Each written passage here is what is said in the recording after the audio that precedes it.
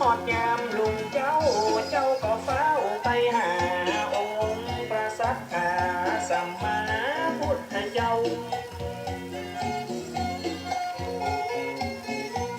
แล้วเล่าเหตุการณ์ตั้งแต่ปลายฮอดเจ้า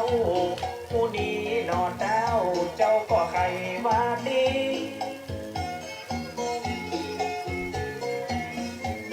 ว่าฝูงหมู่เหตุกับถึงหมู่กีตีเข้ามาคุยลาดยาดันเจ้าเอาวังขอเอาผลบุญตามไทย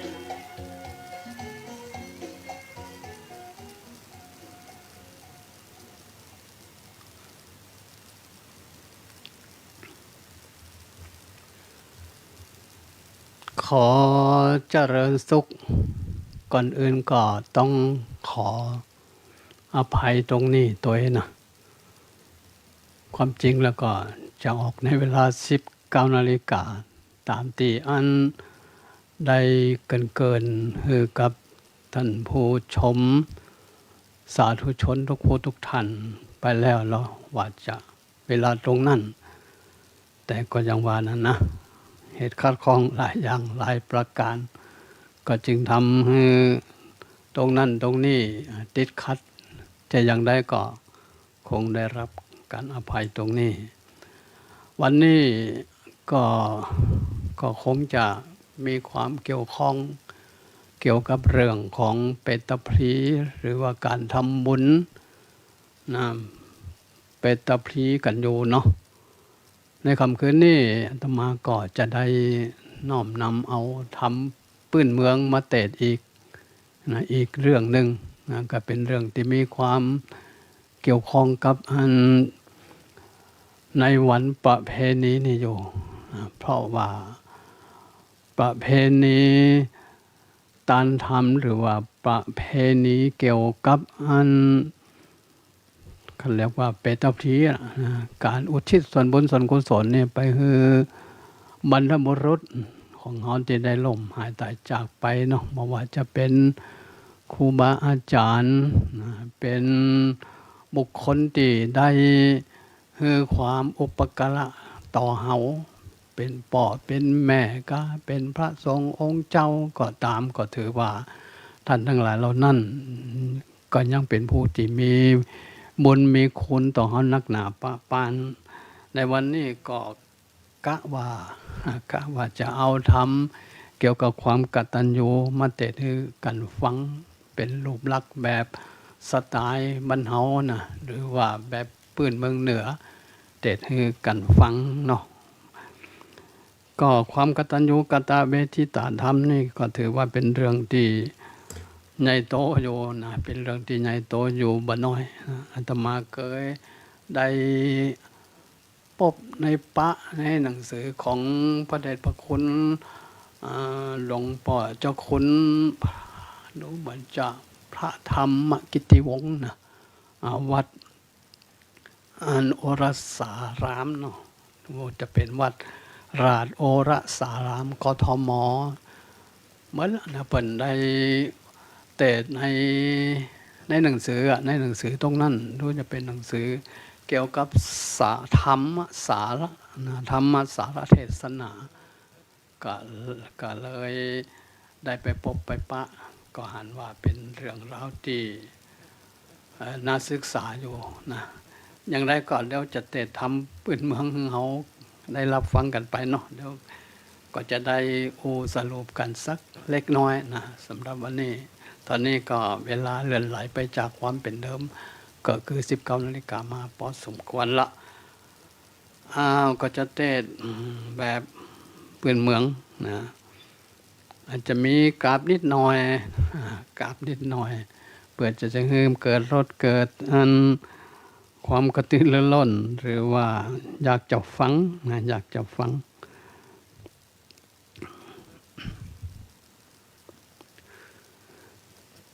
นะโมตัสสะภะคะวะโตอะระหะโตสัมมาสัมพุทธัสสะนิมิต ตังสันตุโลมปะนังกันตัญโยกันตาเวทิตาติฟังลาสอนตุจนาสัมปุงอลิสันตังหลายจงฟังกรรมบรรยายดังจากขยายต่อไปนาจุงนั่งทานดาฟังยังว่าจะนังคำสอนพามพุทธเจ้าดังภาษิตแต่งเก้าตีได้ยกมาแปลนตามการทางว่าความกตัญญูกันตาเวนทิตาคือการหูกุลตันที่ได้ผ่านแล้วมากันถึงเวลาฮือสะน้องตอบตังที่จอบเตียกวันตามขบวนตั้งโลกตั้งธรรมจุงกันตามโดยความเอาใจใส่พ่อแม่เลี้ยงเฮาใหญ่ทรงศึกษาเราเฮียนได้หมดได้เปลืองเงินทองของใจพ่อแม่นั้นใส่ชื่อว่าเป็นพระคุเป็นพระพรหมตานมีใจพระลมมีพรหมวิหารสิ่งมีเมตตาที่หัวใจฮักอะไรลูกน้อยเมืองลูกยังน้อยอยู่ต้องประมาณมีความสงสารถนอมกอมเกียงเกิดมังก็เลี้ยงโดยเขาโดยนมกันลูกเวพนลงให้ป่อแมงก็อุ้มไว้กว่าได้เวทนาหายุกหันยามมาลูกได้กินลักโดยใจจริงเหลือขนาดกว่าลูกเป็นพาญาติเป็นวัดเป็นไอ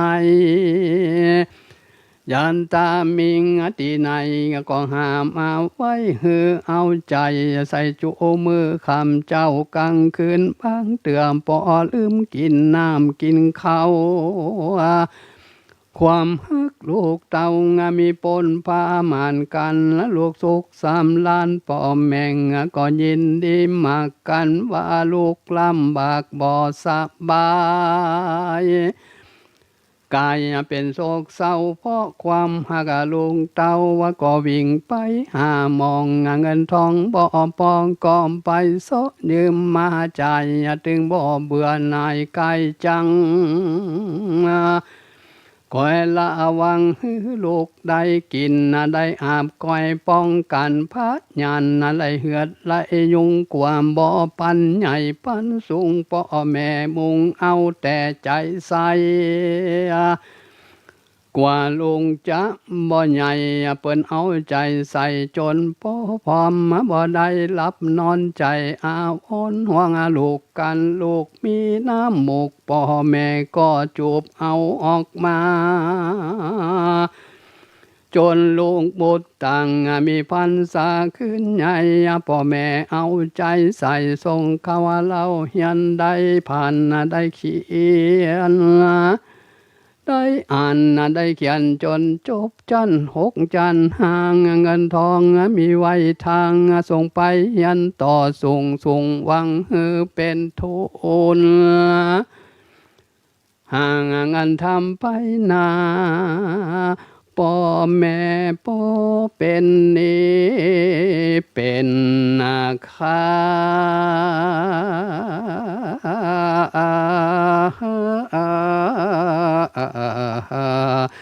ซ้ำบ่จบสา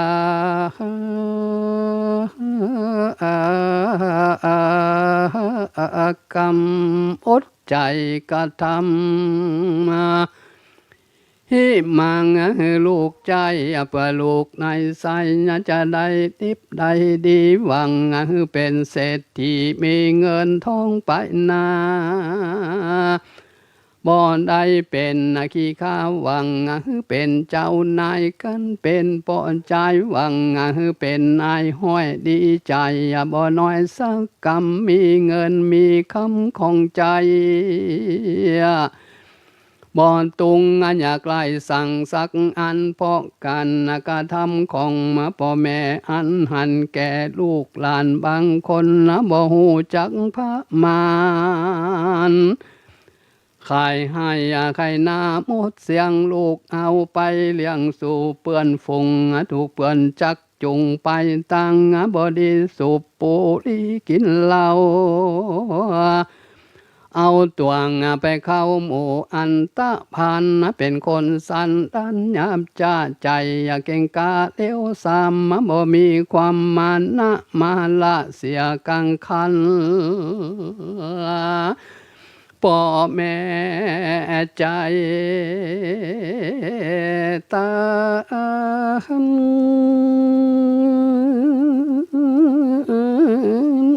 ลองให้เอาไปฝากไผ่บ่ได้เลยเอาไปฝากไว้หือบวชเป็นเน้น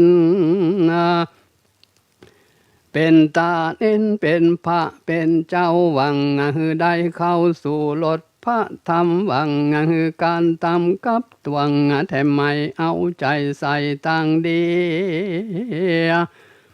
เพื่อสร้างสิ่งขององค์พันพี่น้องทำใจอ่อนน้อมก็มันไปวัดไปว่าบวชได้หลายพรรษาการสิกออกมังก็เป็นคนดีได้อันนี้ใส่เรียกว่าพ่อแม่มีบุญคุณกำจูอุดหนุนกะกุลบ่ได้จมนับว่าเป็นลมโปท้องลูกของจงสะนองต่อมแต่นบุญคุณอันใหญ่กว้างที่ตานได้สร้างตัวเฮามังอย่าหือตานได้เสียน้ำตาได้ส่งกังมองไม่ทำกรรมได้ไว้กรรมนั้นจักตอบสะนองแตนได้ฮับทุกแสนเสาโศกดังกรรมพระโปรดเก่าไว้ว่าตุกะตงตุกะตานังหือตุกแกนตานตุกนานาถึงตัวเฮากันว่าเฮาเท่าแก่ได้เป็นพ่อแม่คนกรรมมาจากโดนสาน้องต่อมมามีลูกก็ชอบคบอันตพานมีสันดานเหมือนตัวยังน้อยเยอะหือพ่อแม่ได้ทำก็โศกเศร้าเสียใจตัวเนี่ยไว้อย่างใดก็จากใดอย่างอันเพราะจานั้นอย่าใดก็ตำจุงทำกรรมที่ดีไว้ใจตอบแทนคุณป่องแม่ไว้โดยกันก็ตามดีกันพ่อแม่ได้เขียนปรีก่อนอย่าได้คนอย่ามีใจเหี้ยมหนอะไรคะไล่แต่งจักเป็นบาปยังแห่งใดตกนาโรกมกไม่ปีน้องเจ้าบ้านจักใดตีเตียนนินตังเหมือนตอนละผ่านตอนละพี่จนพ่อแม่ได้ถึงแก่อบายเมื่อยังบ่ตายใจฮ้อนร้นเอาไม่เหมือนยุงไกกองไฟมีความเสียใจเมื่อลาเพราะบ่ได้เกิดหลังเกิดหน้าบาปป่าปะกรรมมังได้ทำกรรมอันนักหน่วงอยู่ในห่วงแห่งโตสามิงอวิชชาห่อหุ้มใจอย่ามืดกุมหลงไปจงกับใจเสียไม่เอาใจใส่ในการเฮียนขยันมันเปลี่ยนทำการกันพ่อแม่บ่สำลันก็พยาบาลเอาใจใส่ของกินลำอันใด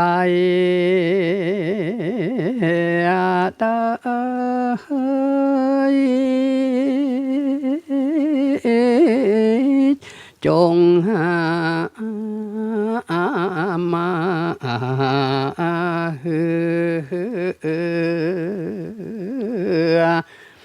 ได้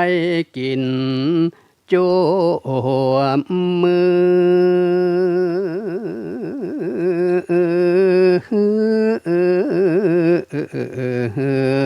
คำเจ้าแล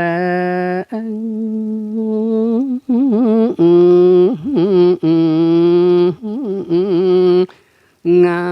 ยเปิ้นบ่สำบาย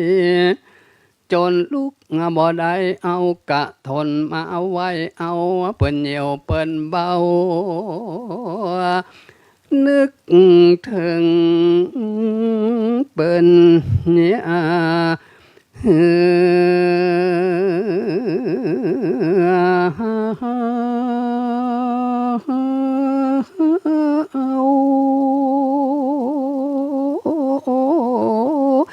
เมื่อยามน้อยได้ตุกบ่ใจอันน้อ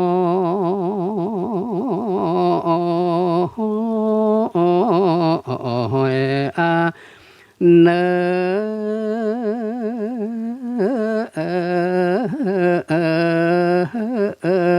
นายกันว่าพ่อแม่ตายก็ทรงสั่งกันต้นกับอุนติดนามญาส่วนกุศลเอาตนไปเกิดจันฟ้าเลิศดาววัดติงกันว่าถึงวันสิ้นวันพระก็อย่าได้ละมันตันกันเก่าไปห่างถึงว่าเปิ้นบ่มาฮับเอาไปได้บุญอันนั้นใสก็หากก็บ่หายไปในจักติดตามมาเฮาไปสู่โลกนี้โลกหน้าเป็นปาลามีแก่งกาถึงซึ่งความดีได้ฮับความสุขกิ่งมีใจดีจุ่มจืนจะหลับจะตื่นก็เบิกบานบ่อนต้องละมันฝันลายจะยังใหญ่ไปทั้งใดยังมีคนเลื่อมใสชุ่มจืนอารมณ์ลื่นเบิกบานเพราะอานิสงส์ผลตันนี้ใด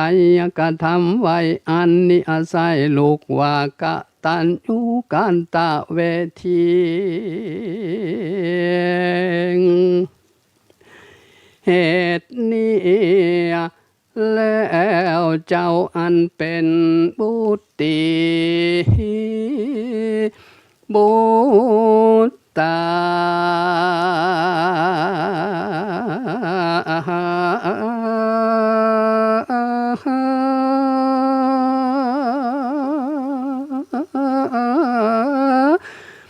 ปา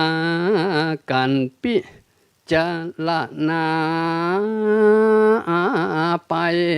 ที่ทวนกึดเบาเอาสันมันจังกินแน่งใจปากันฮักแป่งพ่อแม่ตนจุหัวก็จะเป็นกุศลนาบุญอาสงโย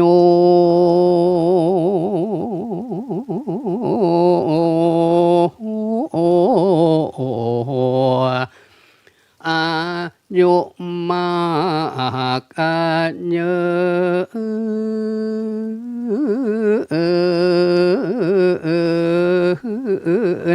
ไป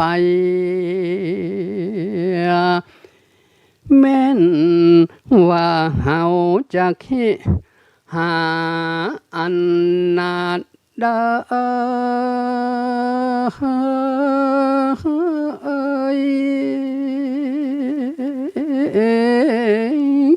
ก็จักสมหวังไปนาเต็มว่าเฮาไปเตียวเตียวกา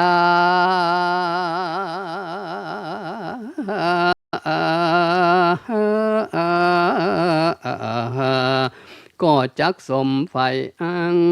ดังอากรรม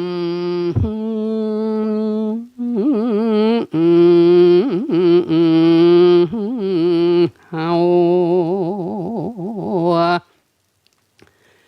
สาลีดวงเป่ากับย้อยฮือปางกันกึดเมื่อเฮายามน้อยเป็นอ่อนเด็กแดงกันว่าพ่อแม่ได้เรียกร้องขอเจ้าอย่าได้ปากกากำแ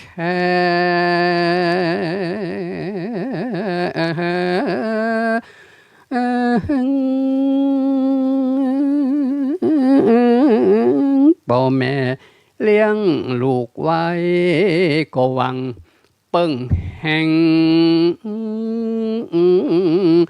ยามเมื่อตัวจะลาแก่เท่ากันฟันให้แต่งให้เต้าก็อุ่นใจกินหน่อย เมื่อปาย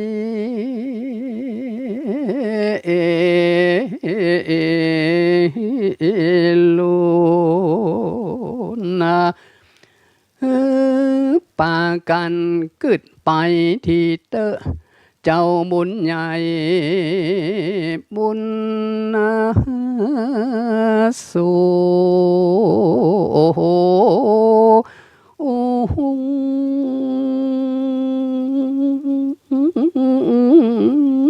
เรียกว่าเป็นคนกะตัญญูตามหลักธรรมอาภาเจ้าต่อนี้ไปแล้ว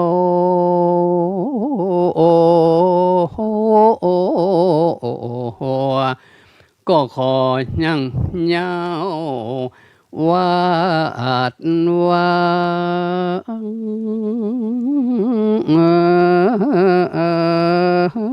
งลงก่อนและ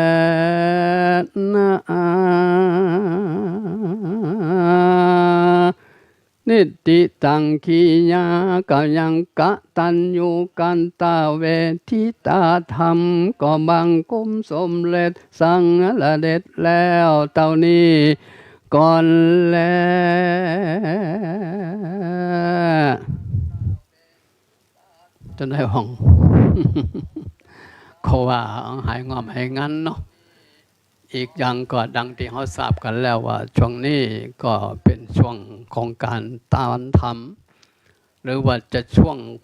แห่งความสำนึกในการแสดงออกซึ่งความกตัญญูกตเวทิตาธรรมต่อบุคคลที่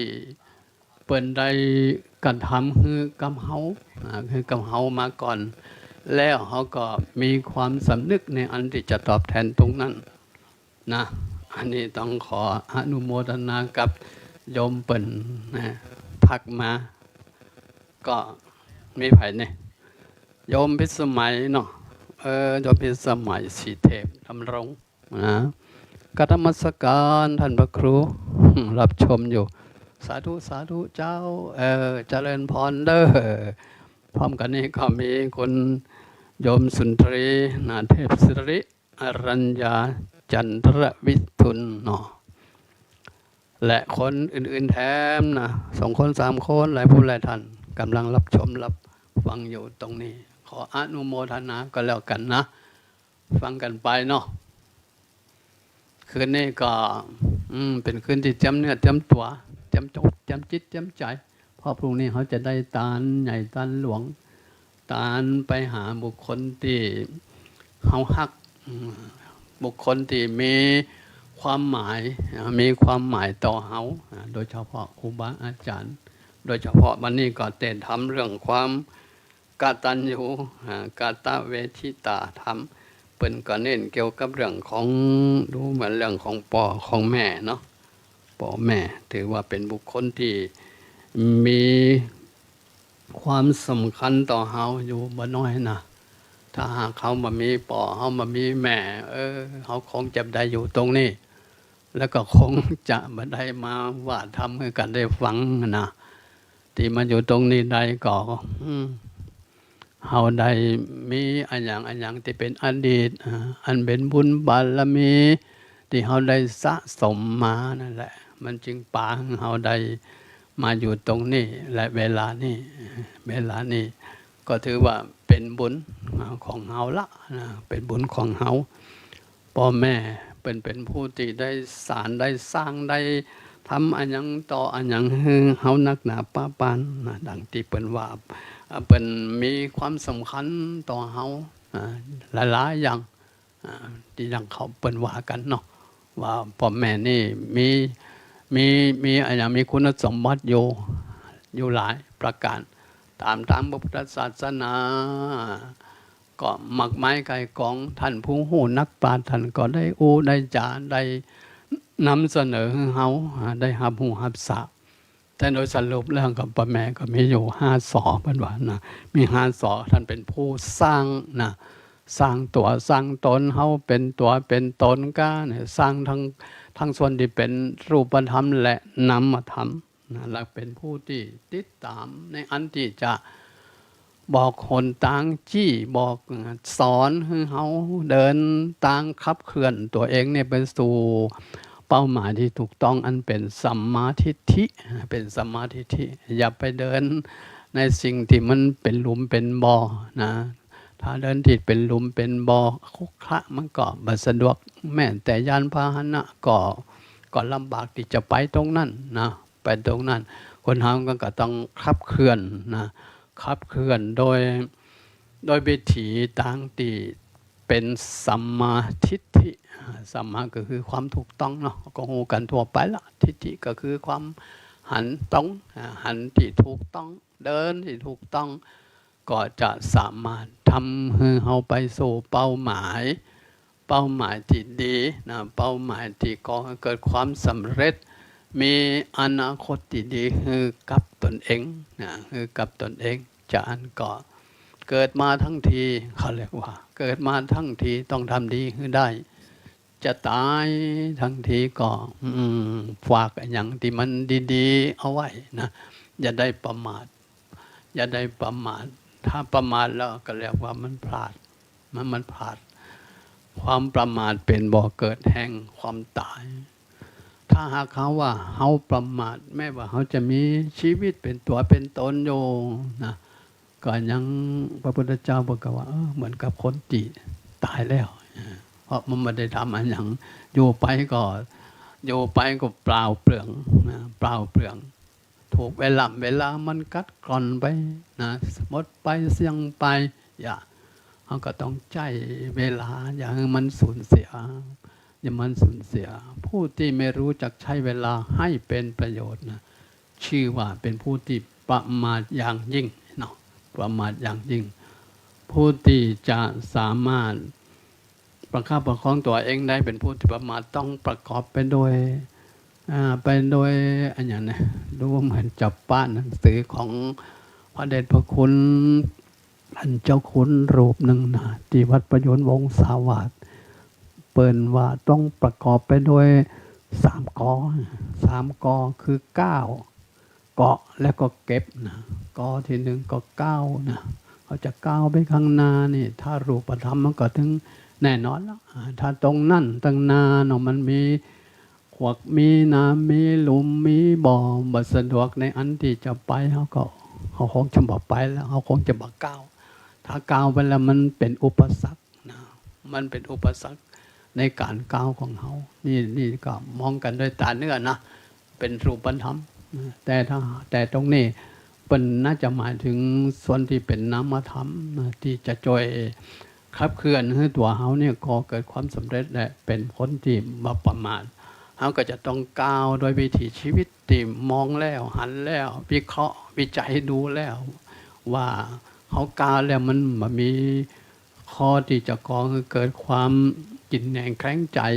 ก็ว่าเสียอกเสียใจภายหลังนะทำลงไปพลาดพลั้ง โดยสติและสัมปชัญญะจานเขาก็ต้องกาวอย่างสุขุมและรอบขอบนะรอบขอบนี่คือกาวตัวที่หนึ่งกอตัวที่หนึ่งเนาะกาวกอตัวที่สองรู้เหมือนจะวาลิกีอย่างก็เกาะกะเกาะเขาจะต้องหาติเกาะนะติปึ่งคนเขานี่ยิ่งเขาอย่างเขาแบบเป็นคนที่เรียกว่าว่ายน้ำมาเป็นนี่นะถ้าหากว่าเขาไปทางเหืออีหนอเกิดเหือลมกายกลางสมุทรหรือว่าแม่น้ำใหญ่เนี่ยแม่น้ำใหญ่แต่ว่าเขาหาที่เกาะบ่ได้ก็หรือว่าบ่จ้างน้ำมาจ้างอันอย่างเลยอีหนอแต่ว่าถ้าเขาพอจะมองหันว่าตั้งหน้าเนี่ยมันมีเกาะอยู่อีกเกาะที่พอจะจ่วยคือชีวิตของเขารอดตายได้ก็ยังอุ่นใจอยู่นะยังอุ่นใจอยู่จะได้ก็ขอส่องหาที่เกาะในเกาะเขาในฐานะที่เป็นพุทธศาสนิกชนนี่ที่เกาะก็มีเปลือกเปเตอเนาะที่พระพุทธเจ้านำเสนอเขาก็ธรรมะของพระองค์ก็มีมากมายกายกองที่จะทำให้ชีวิตของเขาเป็นมันนะเป็นชีวิตที่เรียกว่าชุดช่วงชัชวานพอไปตั้งหน้ามีความหวังพอไปตั้งหลังกองเกิดความสุขสำนวนนี้ก็เป็นอีกท่านหนึ่งที่รักของเป็นมาดูจะเป็นสำนวนของดวงตาแพ้เยื่อไม่เป็นไปละเป็นไปละคือว่าลาพักผ่อนไปเมื่อนานละพระครูวิสารธรรมโกศลหรือเนี่ยนะพอจะจำได้ตรงนั้นได้เคยอ่านหนังสือของปัญญูเหมือนกันนะหลวงตาแพ้เยื่อไม่ตาแพ้เยื่อไม่แต่ที่ว่าอันสามก้อนนี่เป็นไม่อยู่นะเป็นยังอยู่และเป็นพระที่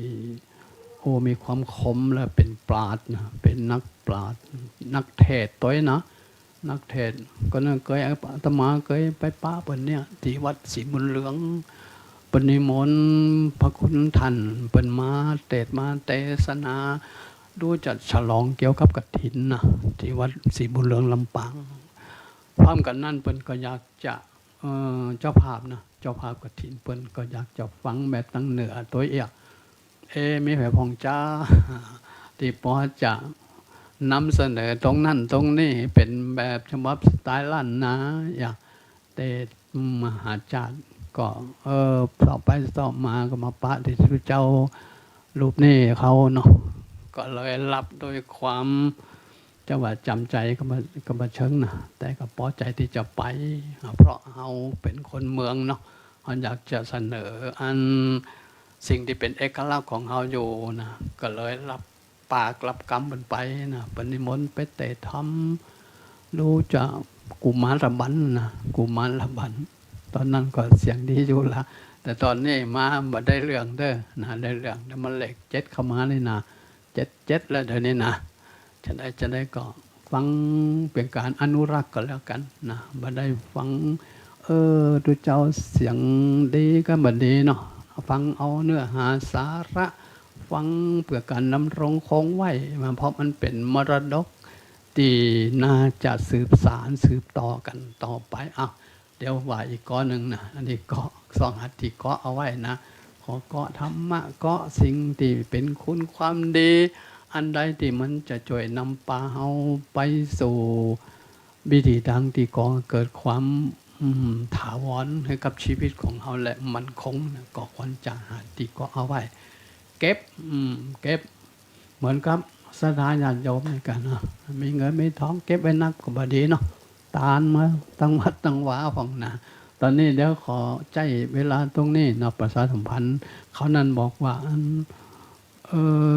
มีของดีคือโยมเขาปูจา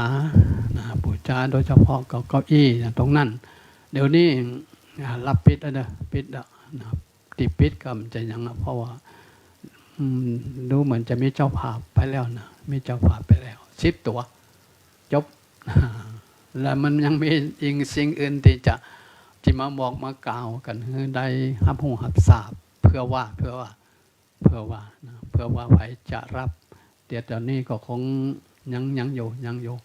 อูเรื่องอันนี้กันไปก่อนเนาะเพราะก็มีโอกาสก็จะได้มาพบมาปะกันอย่างเอนะอูเหมือนก็น่าจะเหมือนจะได้กินข้าวโยก้าหรือว่ายังไม่ได้กินข้าวเตือก็พอไปตัวนะพอไปตัวกันแล้วกันโอ้มีคนหลายมีคนทักมาหลายมีคนหนึ่งมังกรโอ้นี่แม่ขาวนี่เป็นนอนวันเป็นประจำเลยนี่นะแล้วก็มีผ่านนี่กำลังรับชมอยู่เด้อภาษาอังกฤษอย่าอ่านมากันได้นะสุปชัยก็สุปชัยอ้าวภาษาแล้วก็มีมหาสองโอกาสสาธุครับหลวงพ่อเจริญพรเด้อนมัสการตัวเองนะแล้วก็มีนี่ก็ภาษาอังกฤษเนี่ยตัวเนาะเจษฎาไงเจษฎาอนามสกุลอ่านยากมาอ่านเด้อกำลังชมอยู่ครับผมยินดีเด้อที่รับชมรับฟังรับพอเนาะอันยังก็สุดท้ายเก็บมากับเอาเก็บเงินเก็บทองเอาไว้นี่ก็เอาไว้ใจเพื่อความสะดวกในชีวิตความเป็นอยู่คนเฮาเนาะบ่ว่าเปิ้นว่าตัวบ่ว่าคนบ้านบ่ว่าศรัทธาญาติโยมสิ่งตัวนี้มันเป็นปัจจัยที่สำคัญจะช่วยเกื้อกูลอุดหนุนอย่างหลายๆด้านหลายๆอย่างนะการพัฒนาจะเกิดขึ้นนี่มันก็ถือว่าเรื่องนี้มันก็จำเป็นอยู่ถ้าก็แบบอันเป็นรูปธรรมนะอาจังได้ก็ขอให้ช่วยกันเก็บความดีนะเก็บคุณงามความดีเก็บธรรมะเก็บสิ่ง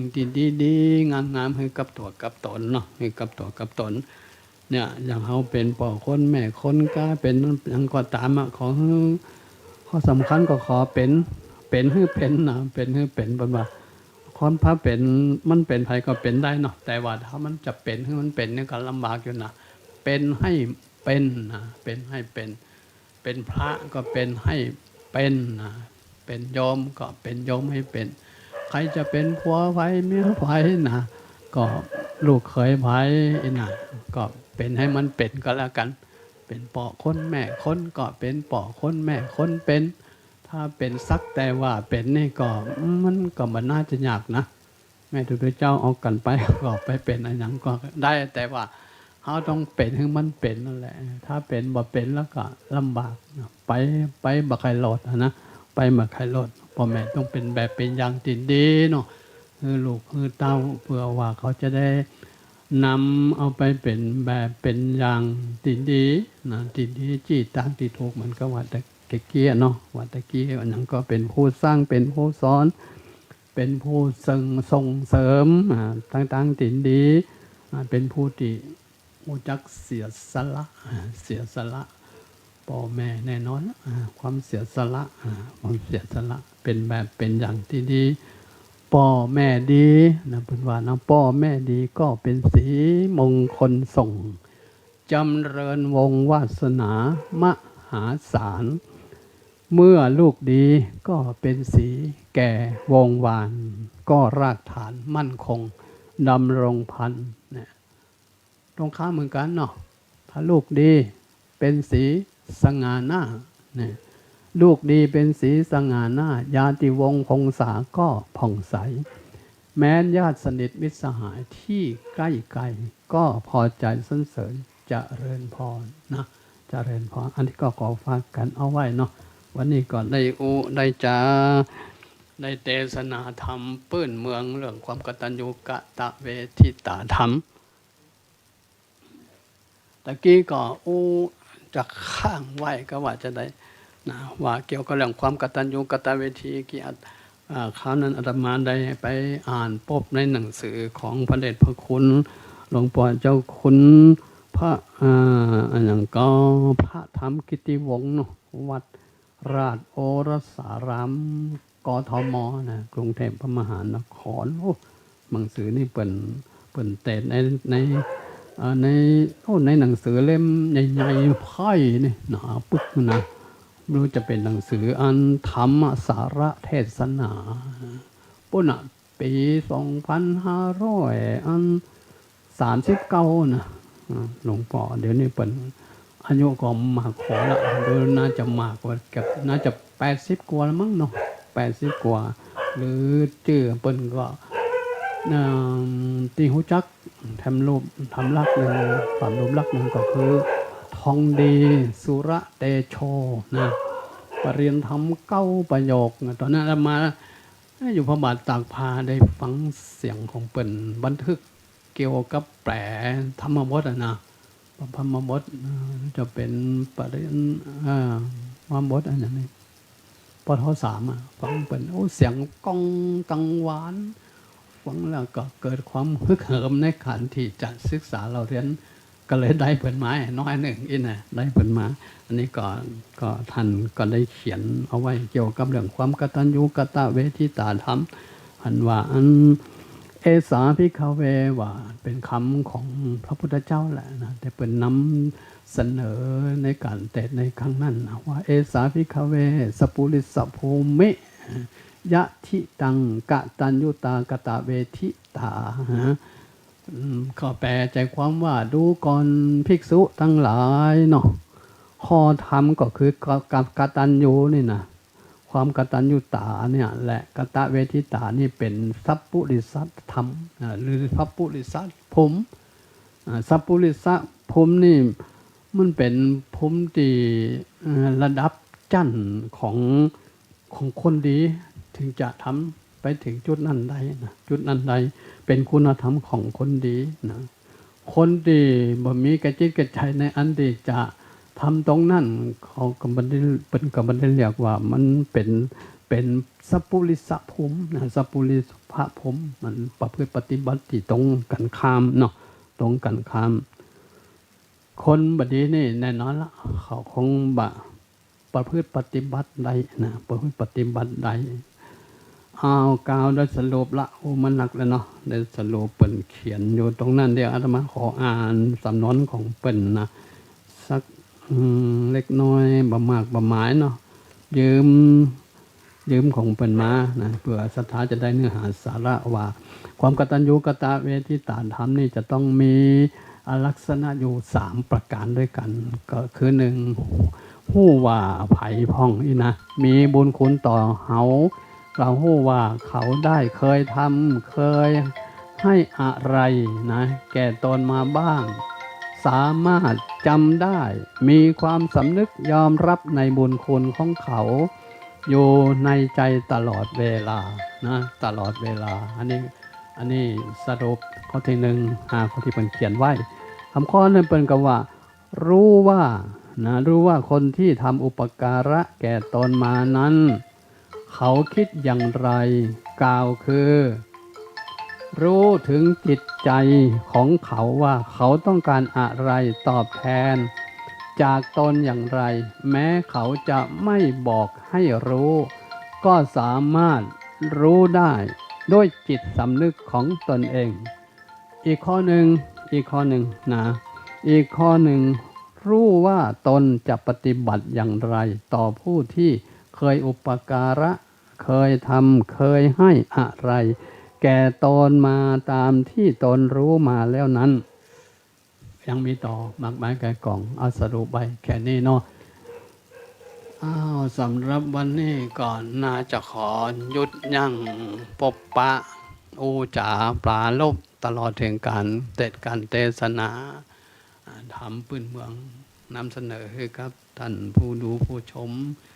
ตลอดถึงพระคุณเจ้าทุกรูปทุกองค์เด้อที่มีโอกาสได้มาพบมาปะได้จะว่าจำใจก่อนหูไปนะจะได้ก็คือความติชมมาตอนนี้ก็คนแก่ยังว่าเนาะก็กำลังจะย่างก็ขอบุญกุศลที่ท่านทั้งหลายได้บำเพ็ญมาบ่ว่าการทานบ่ว่าการรักษาศีลเจริญภาวนาอบรมจิตใจของเฮาเนี่ยเพื่อเป็นจิตใจที่ดีที่งามนะที่เรียกว่าอันสมบูรณ์บริบูรณ์น่ะเป็นมนุษย์นะเป็นคนที่มีธรรมะมีศีลมีธรรมในทางพระพุทธศาสนาก็ขอธรรมะปัจจัยตั้งหลายที่ท่านมีอยู่จงได้เป็น อาตมาหนุนนำคือทุกคนทุกท่านเนาะมีความสุขความเจริญอยู่ดีมีสุขเด้อพรสี่ประการมีอายุวันนะสุขปละทั่วถึงกันจุโคจุคนเจริญพรเด้อ